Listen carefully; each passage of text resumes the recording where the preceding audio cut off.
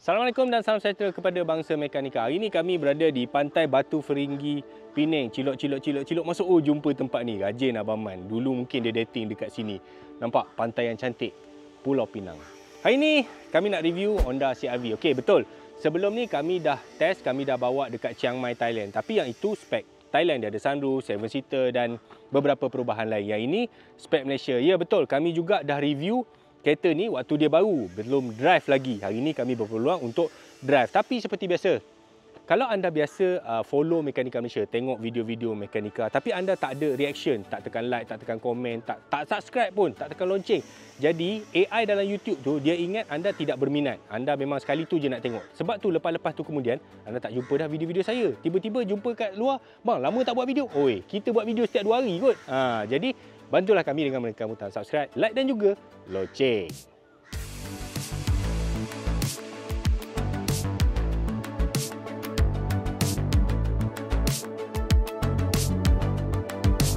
Sebelum kami nak bercerita tentang Honda CR-V ni, kami nak tanya sikit lah. Pernah tak anda tengok video-video aksiden dalam media sosial kan yang orang share tu? Dari mana datangnya footage-footage ni? Daripada dashcam. Ya, dashcam yang macam ni. Dia penting tuan-tuan. Ini dashcam 70Mi A810. Kalau kita bawa kereta, kena ada dashcam macam ni. Sebab ia akan menjadi bukti kalaulah berlaku apa-apa macam aksiden ke apa. Inilah yang akan jadi bukti kita kejadian tu berlaku. Seperti biasa, kalau dengan Mekanika, memang kita nak jual, kita akan bagi diskaun. Yang ni nak tahu tak harga asal dia berapa? RM619. Namun, hari ini kami nak bagi diskaun. Macam biasa, kami akan bagi diskaun RM30. Macam mana nak dapat diskaun tu? Anda masuk dekat link dekat bawah tu. Kemudian masa nak check out tu, jangan lupa masukkan kod promosi Mekanika30. Dan daripada situ anda dapat diskaun. Dan juga kami belanjalah. Shipping service ni kami bayarlah, tak apalah, kami belanja, tak kisah. Seluruh Malaysia kami akan bagi free shipping. Cuma macam itulah. Kalau nak promosi ni, dia kena cepatlah. Tekan link dekat bawah tu. Sebab promotion ni memang limited tau. Limited. Cepat. Honda CR-V ni pengaruh dia dekat Malaysia memang sangat besar. Dia adalah antara SUV terawal yang masuk ke pasaran Malaysia secara recon. Ya, pada tahun 95, waktu dia first keluar, first generation dulu, dia masuk recon. Honda Malaysia tak buat, tak pasang, tak jual. Kecuali start daripada generasi kedua sampailah sekarang yang ini ke-6. Yang ini barulah dijual under Honda Malaysia. Betapa besarnya pengaruh CR-V ni, kalau anda perasan, anda pergi dekat, contohnya dekat car wash, apa semua kan. Bila dia nak sebut SUV tu, dia tak sebut SUV. Dululah, ni cerita 4-5 tahun dulu. Bila kereta MPV CR-V, sepatutnya kat CR-V tu dia kena tulis SUV. Tapi besarnya pengaruh, CR-V ni ditakrifkan sebagai SUV. Ya, dia memang SUV bandar antara yang terawal masuk dalam pasaran Malaysia. Pengaruh dia memang sangat besar dan being a batch Honda, Honda ni pengikut kat Malaysia ni memang setia lah. Apa jual kereta-kereta baru, kereta Honda, model-model baru masuk, biasanya memang tak susah untuk dijual. Tetapi dia tetap bagi teknologi-teknologi yang dia ada. Contohnya yang ini, hybrid yang paling moden. Ini adalah generasi ke-6. Jadi untuk yang ini, dia ada 4. Dekat Malaysia, dia ada jual 4 spek. S, E, V. Okey, 3 spek yang pertama ni, dia pakai enjin 1.5 turbo. S, 2-wheel drive. E 2-wheel drive dan V 4-wheel drive. Ketiga-tiganya 1.5 turbo L15BE. Okey, itu enjin 1.5 turbo dengan CVT. Yang ini pula hybrid. Okey, hybrid dia guna enjin 2.0 dengan sandwich hybrid lah. 2-wheel. Dia 2-wheel depan saja. So, yang ini dia panggil hybrid RS. Jadi RS kalau kat luar negara dia ada letak dekat kelas mana yang dia nak. Tapi untuk pasaran Malaysia dia letak dekat yang paling tinggi. Yang ini harga dia paling mahal. Lebih kurang dalam RM196,000. Ini adalah generasi ke-6. So, secara teknikalnya dia dah ada 6 model. Okey, kalau anda tanya saya secara personal, untuk design saya suka yang mana? Saya paling suka design generasi ketiga dengan yang ini. 3 dengan nombor 6. Sebab apa? Dia nampak proportionate. Maksudnya kita tengok dari sudut mana pun. Kita tengok depan cantik, tepi cantik, belakang cantik, tengok ikut celah kangkang pun cantik. Jadi, nak dapatkan body yang proportion macam ni sebenarnya tidak senang tuan-tuan. Tengok CR-V generasi ke-4. Dia nampak pelik dekat belakang ni sebab dia nak besarkan boot dalam dan juga nak cantikkan kereta. Jadi dia nampak pelik dekat bahagian ni. Tapi yang ini memang nampak bersih, clean. Kalau kita tengok yang generasi sebelum ni, generasi kelima, dia punya body dia punya line-line dia tu terlalu banyak curve. Dia ada sengit ke sana, sporty ke sana ke sini kan. Tapi yang ini dia lebih ke arah macam keeropahan sikit. Maksudnya dia lebih matured, lebih sleek. Line-line dia tak banyak. That's why bila orang lalu kat tepi, dia nampak macam Volkswagen Tiguan je. Sebenarnya itu adalah line-line, shoulder line kereta-kereta design daripada Europe. Tengok BMW, Mercedes, Peugeot apa semua, memang line-line ni lebih straight dan simple. Bahagian belakang, ada orang kata, dia macam Volvo XC60. Betul, Euro punya style memang macam tu. Tapi yang bestnya, yang saya perasan dekat sini, dia punya finishing dia. Okay. Kalau generasi kelima, boleh nampak dekat belakang ni, dia ada banyak line tu. Dia sibuk, dia ke sana ke sini. Yang ini, dia tak sibuk. Dia lebih bersih dan lampu ni sebenarnya, dia integrated dengan dia punya spoiler. Lampu ni separuh je. Dia sampai sini. Biasanya lampu dia akan mati ke dalam body. Tapi yang ini sini dia sambungkan dengan spoiler. Jadi jangan pandai-pandai nak tukar spoiler lain. Sebab spoiler ni memang dah match terus dengan body kereta. Overall design memang thumbs up Honda. Kali ni betul-betul cantik. Ingat saya bagi tahu tentang turbo dan juga hybrid. Jadi SEV yang enjin 1.5 turbo tu dia ada beza dengan hybrid. Okey, untuk EHEV daripada luar kita dah boleh nampak beza dia. Grill depan dia logo H tu dia warna biru. Itu petanda dia adalah hybrid. Lepas tu dia ada RS logo dekat tepi grill tu. Daripada tepi, dia satu-satunya spek yang pakai rim warna hitam. Color dia gelap. Dia tetap 18 inci sama dengan 3 spek bawah tadi. Tapi yang ini color dia hitam. Dan dia punya cladding. Perasan tak cladding ni bawah, mudguard, bumper belakang. Dia memang ikut color body. Jadi dia tak ikut color macam SUV style. Ada cladding, color berbeza macam tu. Yang itu untuk 1.5 turbo sahaja. Untuk hybrid, kalau semua color macam ni, ini memang hybrid untuk spek Malaysia. Kalau anda tanya saya suka yang color full macam ni, tapi bukan pada warna cerah. Kalau pada warna grey, biru, saya rasa saya suka yang color-color macam tu. Kalau cerah macam ni, saya kurang sikit. Tapi again, itu adalah preference masing-masing. Terpulanglah anda suka yang mana. Kelebihan CR-V. Kelebihan kereta-kereta Honda, sudah tentulah dia punya interior. Okay. CR-V ni, kalau anda tengok generasi ke-5, yang itu pun boot dia dah besar. Bagi saya memang sangat besar lah untuk SUV segmen C. Yang ini, dia besarkan lagi. Jadi, space belakang ni 589 liter. Ya, untuk Malaysia tidak ada 7-seater. Dan kami tanya dekat Honda, ya memang dia tak plan nak bawa masuk 7-seater. Apa alasannya? Kami tidak tahu. Jadi, memang dia takkan ada pilihan 7-seater untuk SUV sekecil ini. Okey, kalau anda ada 7-seater pun sebenarnya yang ke baris ketiga tu sebenarnya dia tak besar. Memang orang dewasa tak boleh duduk lah, kanak-kanak boleh lah. Tapi sebenarnya bagus. Bagi saya kalau Honda boleh buat 7-seater, saya setuju. Sekurang-kurangnya dia boleh bagi pilihan kepada pembeli. Sebab Honda tidak ada 7-seater selain daripada Elysion. Elysion dah ke depan sangat, harga dia dah terjauh sangat. Kat bawah dia dah tak ada BRV. Jadi 7-seater Honda memang tak ada dalam market. Consider macam tak ada. Kalau Honda boleh bawa masuk, saya suka. Satu kelebihan Honda CR-V yang mungkin ramai orang tak perasan tahu tak apa bila kita nak masuk dalam kereta. Sebenarnya walaupun dia sebuah SUV, dia tak tinggi.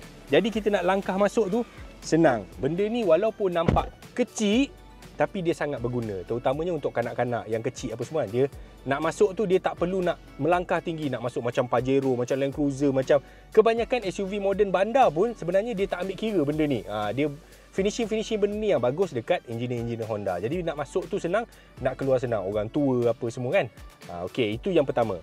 Dari segi design. Okey, kalau kita tengok yang sebelum-sebelum ni, kalau generasi ke 3, 4, 5, nampak macam dia punya design tu towards nak ke sporty, sibuk, banyak lekuk-lekuk apa semua. Tapi kalau anda perasan, kereta-kereta 90s, bukan Honda sajalah, kereta-kereta 90s daripada Jepun, dia sukakan simplicity.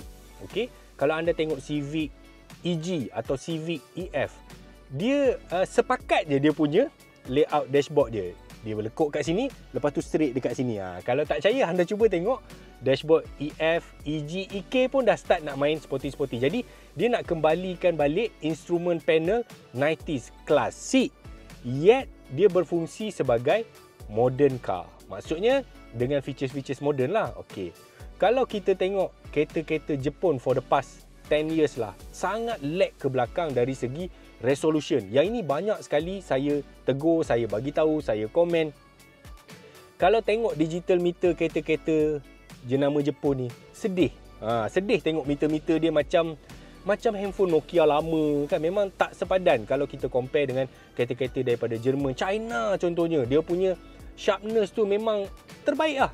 Tapi yang ini, okey, dia dah ikut dah. Jadi kalau kita masuk dalam tu, kalau nak parking sebelah Audi apa semua tu, dia punya sharpness, intuitif dia tu memang dah sharp. Even dia punya kamera pun. Jadi kamera-kamera tu dah lebih sharp, lebih nampak proper lah. Kalau tidak, bayangkan, saya beli Honda Alphard tahun berapa tah? Kereta mahal lah, kereta yang consider lah premium macam tu. Tapi bila masuk dekat 360 kamera dia, ya ampun, dia punya gambar, resolution macam zaman batu.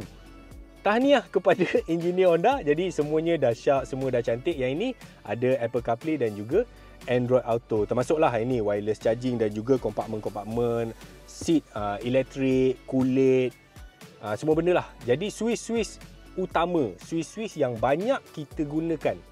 Saya memang, betul dalam video-video sebelum ni ramai orang komen, pakailah itu, pakailah ini. Tak, saya masih utamakan physical switch. Sebab physical switch ni kita akan cepat untuk bertindak.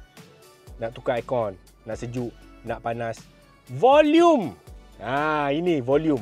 Ada orang tanya, volume dekat steering boleh? Betul, tapi penumpang, dia nak cepat boleh tutup dekat sini. Tapi kenapa volume tu duduk belah kanan? Dia bukan belah kiri. Okey, ini kereta memang dia design untuk left hand drive apa semua. Itu panjang lah, itu yang nanti kita cerita dekat tempat lain. Jadi secara overall, bila kita masuk dalam CR-V baru ni, memang kita rasa gap dia dengan generasi kelima, CR-V Gen 5 tu jauh.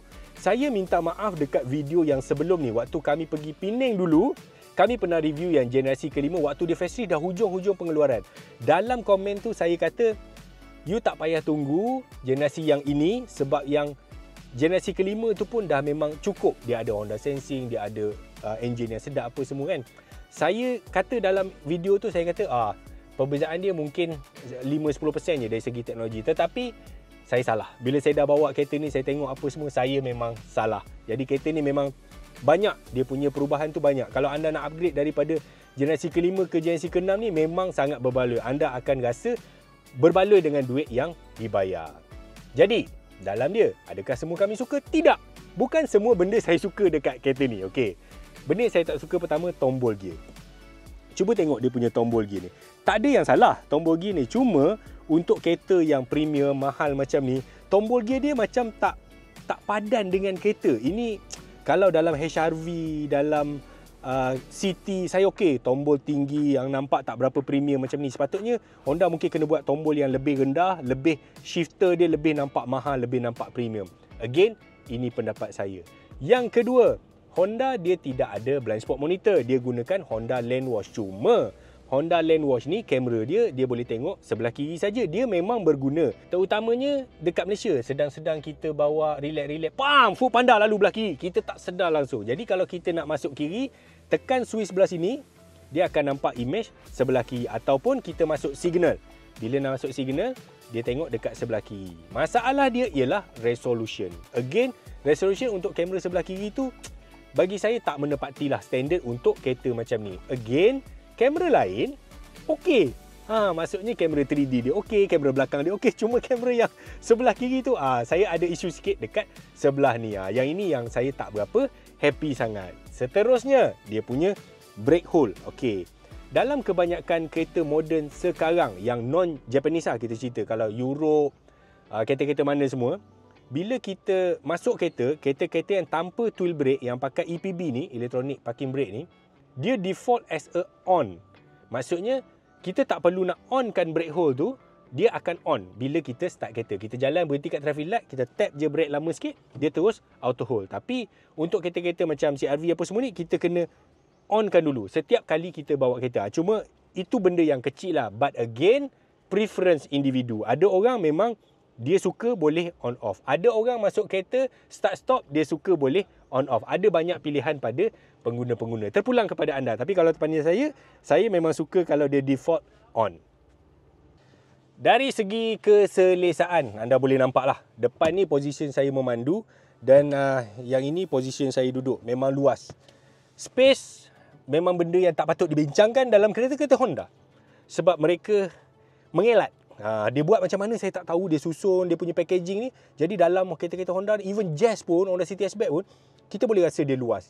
Nampak? Saya 178 cm. To put itu perspektif, saya hampir 6 kaki.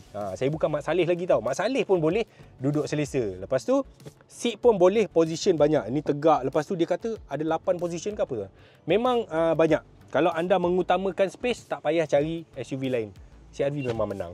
CR-V ni menang dari sudut space. Dari segi comfort on space, maksudnya comfort berkenaan space, saya tidak ada komplain. Okey, sebelum ni kami memandu test drive dekat Chiang Mai, Thailand, Spec Thailand. Okey. Dekat situ saya bagi tahu bahawa kereta ni memang selesa. Saya terkejut macam mana body dia react, macam mana dia terjun lubang, macam mana dia masuk corner kan. Saya memang terkejut macam mana CR-V boleh sampai ke tahap itu. Sebab okey, kalau dari segi hierarki, kalau kita nak tengoklah, CR-V ni bukanlah SUV yang sampai ke tahap premium lagi. Dia atas dia, kalau Toyota dia ada RAV4, dia ada Harrier. Jadi dia dah menghampiri ke situ. Dia tidak sampai ke Lexus lagi. Dia tidak sampai NX, RX semua. Tapi dia dah menghampiri ke situ, which is saya agak terkejut. Sebab nak buat sebuah SUV sebenarnya bukan senang tuan-tuan. SUV kalau dengan kereta jauh lagi senang.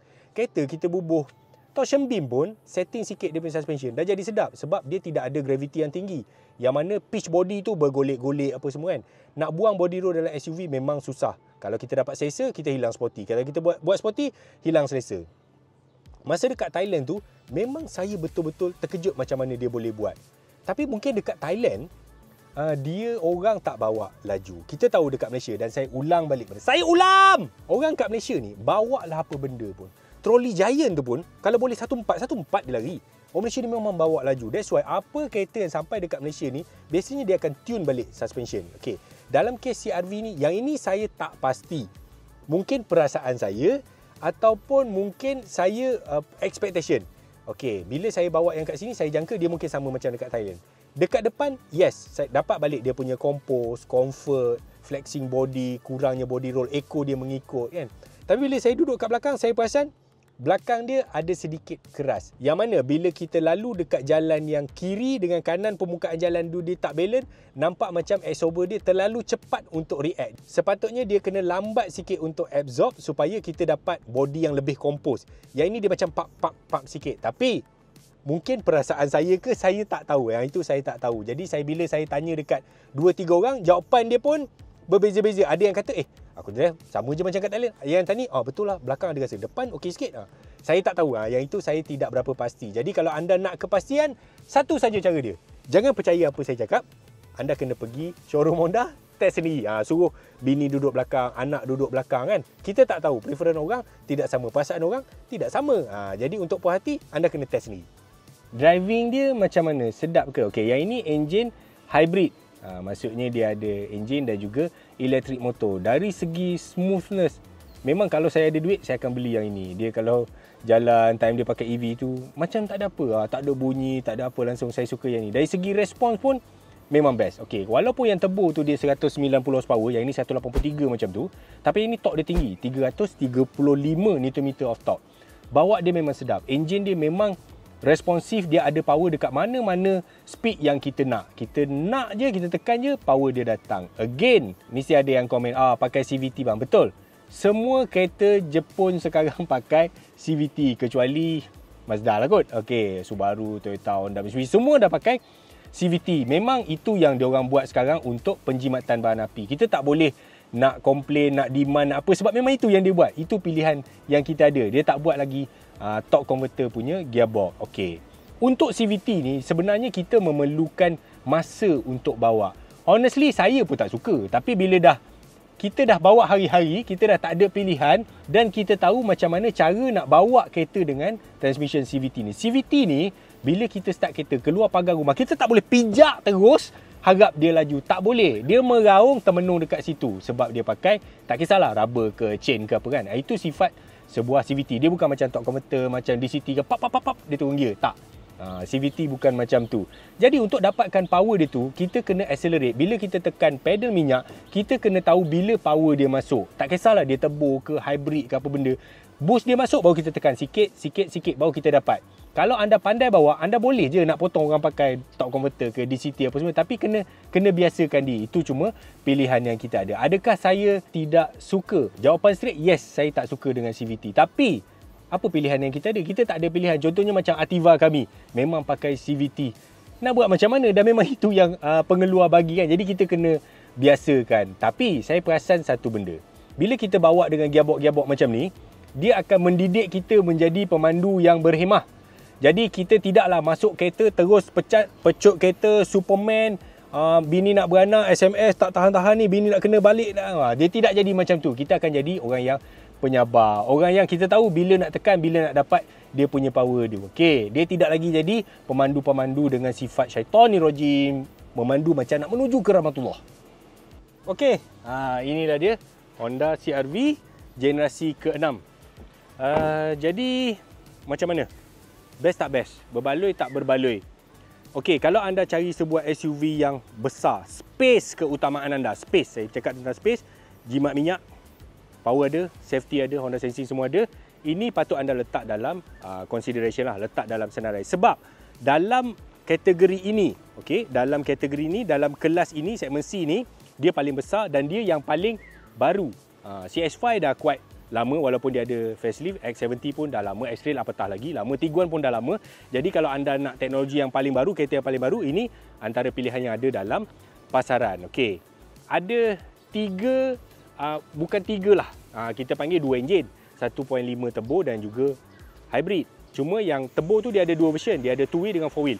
Penggunaan bahan api according to Honda, kalau untuk yang 1.5 turbo 2-wheel drive, 7 km per liter. 4-wheel drive 7.5 km per liter. Yang ini 5 km per liter. Whatever it is, hybrid memang akan jadi kereta yang paling jimat minyak. Berapa harga dia? Kalau daripada rendah, S tu harga dia 160 macam tu lah. Sampai yang paling tinggi 196. Nampak tak? Beza harga dia tu 36,000. Boleh beli Axia sebiji. Dia nak bagi pilihan. Jadi Honda Malaysia, dia akan bagi pilihan mengikut bajet orang. Kalau anda nak murah, boleh beli yang 160 sampai ke 195 yang full of teknologi. Bergantung kepada keperluan. Kami at the end of the day, kami tak boleh kata pun anda patut beli yang itu, anda patut beli yang ini. Semuanya again saya ulang balik. Kalau nak beli kereta, pergi test dulu. Jangan dengar 100% orang cakap. Pergi masuk kereta test, dan kalau kereta tu kereta family, kita nak bawa. Bawa juga anak, bini apa semua duduk belakang. Bagi dia orang rasa dapatkan komen daripada dia orang. Kadang-kadang kalau kita saja suka kereta tu tapi anak bini duduk belakang, ada kereta aircon pun tak ada kat belakang, macam mana? Kan? Jadi kenalah. Kalau saya tak tahu orang lain, tapi saya jenis family man lah. Saya akan tanya anak-anak saya dia suka ke tidak apa semua. Ada setengah tu kita bawa kereta sedap tapi penumpang belakang pening. Nak muntah pun ada anak-anak kan. Jadi kena consider lah benda-benda macam ni. Sebab saya ulam, SUV susah. Dia tidak macam kereta. Kereta ni senang. Kereta ni suspension dia tidak banyak movement sangat, dia tak banyak. Kalau anda nak tahu juga, kereta ni waktu dia launch sampai hari ni dia dah dapat 6,500 booking. 6,500. Ini bukan kereta murah. Jadi memang pengikut dia, follower dia, pembeli dia memang ada. Memang macam itulah. Jadi kalau anda berminat, saya ulang lagi sekali yang ke 80 kali. Jangan semata-mata tengok YouTube, tengok video-video review macam tu. Jangan semata-mata macam tu. Pergi feel, test, bawa family, bawa anak semua test. Kalau semua setuju, sepakat, boleh bayar, then okey lah. Right. Terima kasih kerana anda berjaya menonton sampai habis. Jangan lupa, kalau anda menonton tanpa subscribe, mungkin anda tak jumpa dah video-video kami. Okey, tekan je lah. Kalau tak nak tekan butang subscribe pun, tekanlah like, tekan loceng pun tak apa. Okey, bye. Assalamualaikum.